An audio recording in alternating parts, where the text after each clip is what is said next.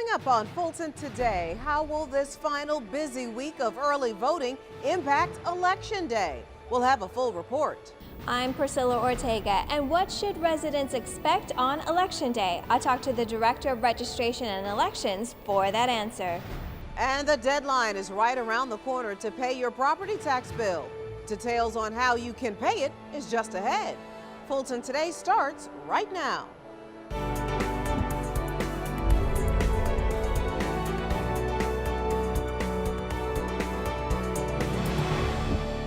Welcome to Fulton Today, everybody. I'm Shania Chavis-Rucker. Fulton County election officials say they are ready for the big day following a busy and steady period of early voting. FGTV's Priscilla Ortega has been on the election beat. Priscilla? Shania, election officials say having the very busy early voting process has been preparing poll workers for Election Day. And fixing the issues that have already come up during early voting will also help make the big day run smoother. This election cycle has a record number of early voters, and that's exactly what election officials wanted. We ended up with 152,000 early votes in the last presidential election. I think we have the potential to double it. The added early voting sites and new voter outreach locations means less people at the polls on November 8th. We'll probably have somewhere in the neighborhood of 110,000, maybe 120,000 voting on Election Day. That should significantly reduce lines on Election Day and make the process on Election Day run smoother. Since this year's voter registration numbers exceeded the last two presidential elections, the turnout is expected to be about 410,000 for this election. But election officials are ready with additional changes this year, including more reserve poll workers in case some call in sick. Thousands of poll workers were hired specifically to monitor the voting equipment. Poll workers will also be able to update how long the lines are taking so residents will know online. And the department is also leasing dozens of tablets to make sure those that are in line to vote are at the correct location. Now, if you did not vote during early voting and you want to cast your ballot on Election Day, please make sure you check and double check your polling site location. You can find that location by going to fultonelections.com. Reporting for FGTV, I'm Priscilla Ortega. Thank you very much, Priscilla. Meanwhile, one of the amendments on the ballot has garnered a great deal of attention from Fulton County justice and government partners. FGTV's Dante Carter is in our news center with this story.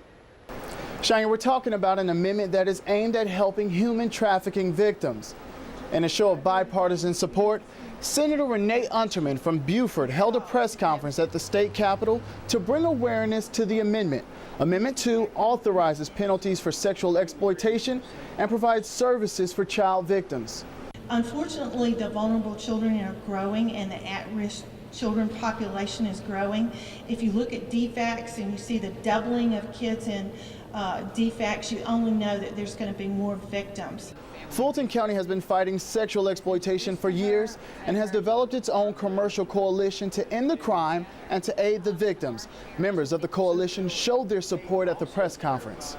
I think it's so important that we show up for things like this because it supports the legislators that have worked so hard to get something like this on the ballot. So we were really glad to be there, and I hope what it shows is that it's a truly united front. And you can find more information about Amendment 2 on the county's election website. Click on the sample ballot. In the News Center, I'm Dante Carter reporting for FGTV. Thank you very much, Dante. Meanwhile, in other county news, the deadline to pay your property tax bill is fast approaching. If you live in Fulton County, Sandy Springs, or Johns Creek, keep in mind the November 15th due date will be here before you know it. And if you think paying late is no big deal, the tax commissioner says, think again. I would encourage everyone to pay by the due date to avoid interest and penalties for late payment. Between paying by check and taking advantage of e-billing, which is a new feature in 2016, it's been a good year for the tax commissioner's office when it comes to high collection rate percentages. This year, we had the highest collection rate at the end of the collection season ever. We closed the year with a collection rate for the county at 99.32%. For Johns Creek and Sandy Springs, it was a little higher, 99.7 and 99.8% collection rate. Now, if you have any questions about paying your property tax bill, you can log on to fultoncountytaxes.org. Fulton's top executive sees firsthand how his health team is working to decrease the number of HIV and AIDS cases here in the county. Dick Anderson received a tutorial on how to drive the new health and wellness mobile unit before he hit the road. The van is outfitted to provide HIV and AIDS testing in the community. Just as we're standing out here, 2 or 3 people have come up and asked about testing. So, and that obviously is the first step in both awareness and then ultimately treatment. The county manager was excited to see that the unit not only is going to allow for us to screen for HIV, but we have exam rooms where we can do more comprehensive screenings for clients who want to come and get tested, but they'll also have other services available to them. According to Emory University's Center for AIDS Research, Atlanta had the 5th highest rate of new HIV infections in the country. The mobile van will help more people to get tested. And Fulton County employees sing and dance in the name of hope. Well, it was just my imagination once again, running away with me. Proving they are just as talented as the rest of America, employees from various departments put their talents on display to kick off the 2016 Project Hope charity event. But I think Fulton County is a phenomenal place to work. We have so many talented people, from singers, from actors. But overall, though, this event was absolutely phenomenal. It is an annual giving campaign in which county employees are asked to give back to one of the county's over 300 charitable organizations. There is no amount that is too small for giving. You can give $1 every paycheck. You can give $5, $25. You can give as much as your heart desires. From tickling the ivories to tooting their own horn, the performers took to the stage to do their part in creating a change for the community. And still to come on Fulton Today, renovation efforts for Centennial Olympic Park get a ringing endorsement. We'll have details in our district by district coverage next.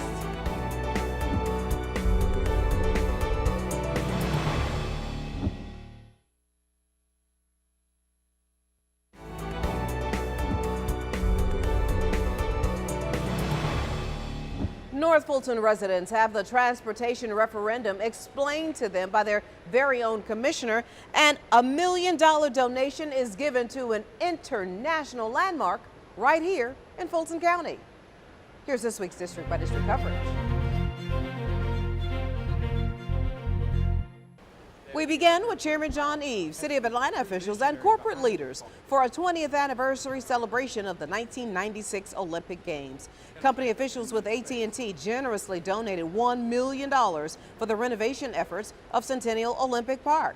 AT&T joined the Georgia World Congress Center for the celebration as a way to support the success and legacy of the park. It's just a commitment from our company and our employees to our community. We have a very large employee base in Atlanta, 17,000 employees. We certainly invest a lot in the city with our own network infrastructure, but also we're all about community, and I think this represents that well. I just want to be here to represent Fulton County and say thank you to AT&T and the World Congress Center for their wonderful vision of transforming this park to make it even better and more accessible to our residents. It's actually a contribution towards a larger $25 million campaign, and so this is a significant gift from AT&T towards that overall effort. Upgrades to the park will include the creation of a pedestrian gateway stretching from the edge of the hotel corridor to the front steps of the College Football Hall of Fame. County, city, and corporate leaders hope the upgrades will preserve Centennial Olympic Park's lasting legacy as a national icon. District 2 Commissioner Bob Ellis joins Milton city leaders and staff for a town hall meeting. The commissioner was at the Milton Library where he briefed residents on what the Transportation Special Purpose Local Option Sales Tax means for Fulton County. If approved, revenue from a 0.75 cent sales tax would go toward transportation projects for a total of around $570 million. We had a great collaborative meeting with the City of Milton.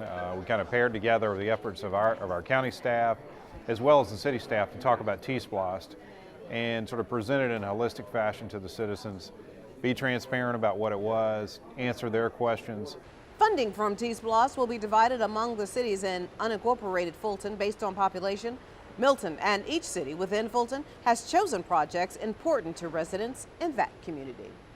Commissioner Marvin Arrington Jr. invites residents to provide blankets and clothing for the county's homeless citizens. The 2016 Blanket Atlanta with Love clothing and blanket drive for the homeless will kick off next week and culminate on November 18th. The commissioner has partnered with Fulton's Housing and Community Development team for the donation initiative. Looking at some of the statistics, the need is even getting greater. And so it's very important that if we can get volunteers, individuals to donate blankets at the event that Commissioner Arrington is hosting, it will be greatly appreciated by our homeless folks. There will be 4 locations for residents to drop off gently used clothing items and blankets. The distribution for all collected items will be Tuesday, November 22nd from 5 to 9 p.m. at the Fulton County Government Center.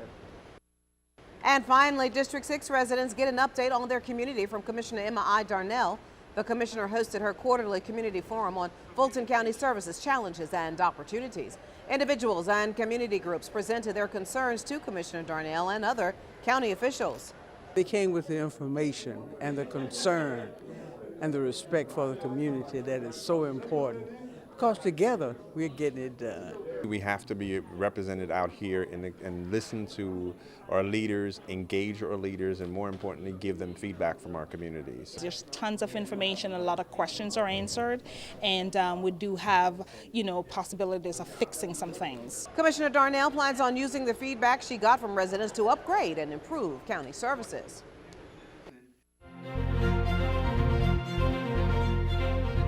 And still to come, the can-do attitude. We'll explain. Stay with us.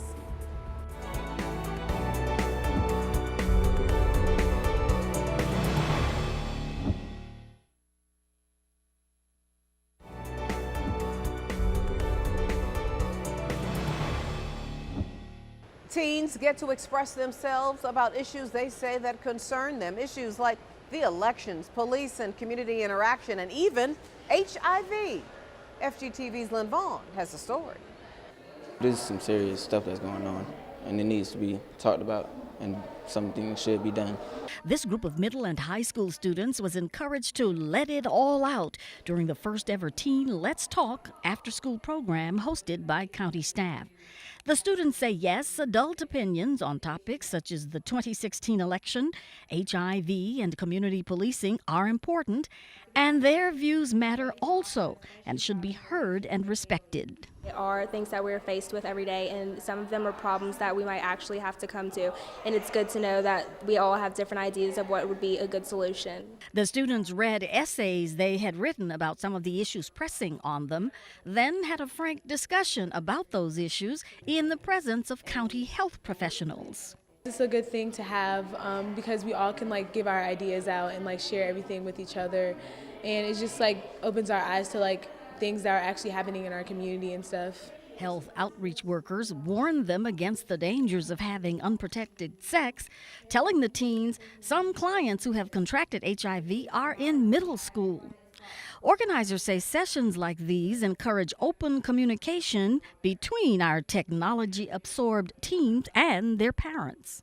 A lot of our youth these days, they want to hear this stuff from their parents, but they're out there getting it from the TV, from the internet, from their friends.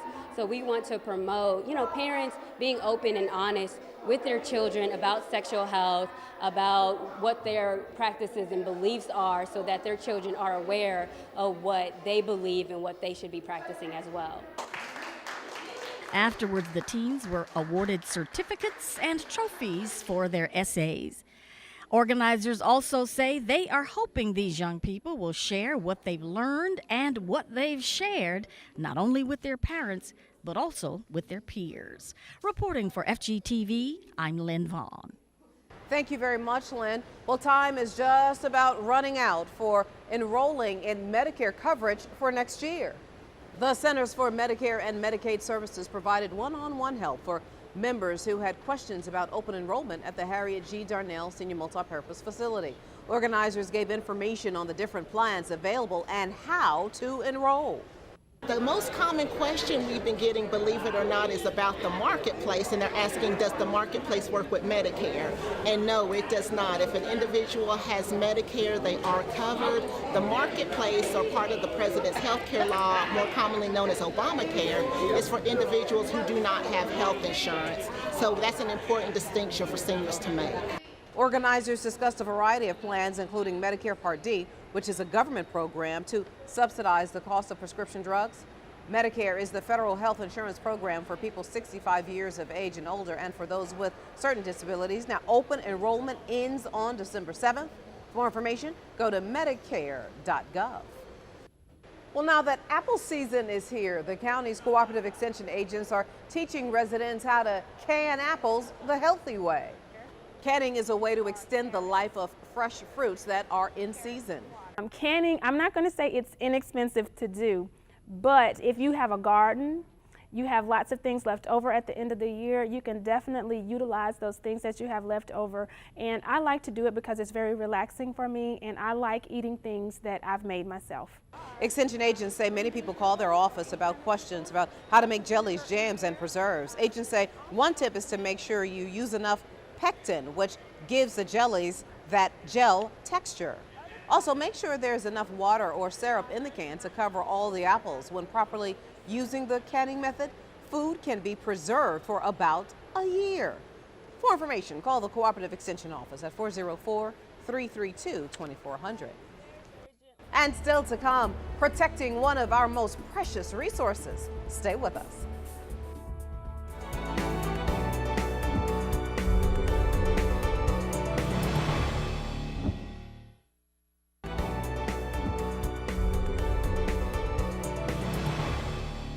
Fulton's Water Resources team and volunteers roll up their sleeves to try to beautify the county. During a Rivers Alive cleanup, county workers picked up trash and debris near Fulton Industrial Boulevard. Along Fulton Industrial Boulevard, there's a lot of trash that gets dropped off of trucks as they go by. There's unfortunately a lot of littering out of the car windows. As you can see behind me, it's a very heavily traveled area by vehicles, and so that's one of the reasons why we picked it today.